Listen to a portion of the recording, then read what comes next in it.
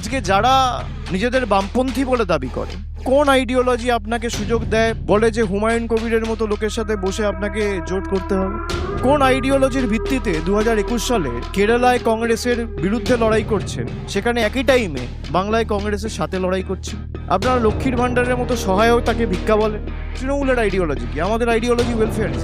গ্রামের একদম প্রান্তিক এলাকায় যে দাঁড়িয়ে আছে সেও যেন পরিষেবা থেকে বঞ্চিত না হয়।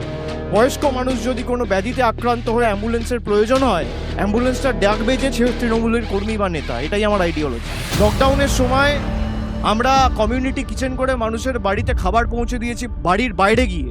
নারী ক্ষমতায়নের মডেলকে বাস্তবায়িত করেছেন মমতা বন্দ্যোপাধ্যায়। 1500 টাকা করে লক্ষ্মীর ভাণ্ডার মহিলাদের ব্যাংক অ্যাকাউন্টে সরাসরি ডিবিটি করে। এটা আমার আইডিওলজি। যারা মাধ্যমিক পাস করেছেন কিন্তু এখনো চাকরি পাননি, তাদেরকে সাহায্য করে সহযোগিতার হাত বাড়িয়ে দিয়েছে আমাদের সরকার। বছরে 18,000 টাকা, 5 বছরে 90,000 টাকা। যারা বলছে তারা 9,000 টাকা দিয়েছে, 900 টাকা দিয়েছে, 90 টাকা দিয়েছে মানুষকে। এই 2,04,000 কোটি টাকার ঋণের হিসাব কোথায়?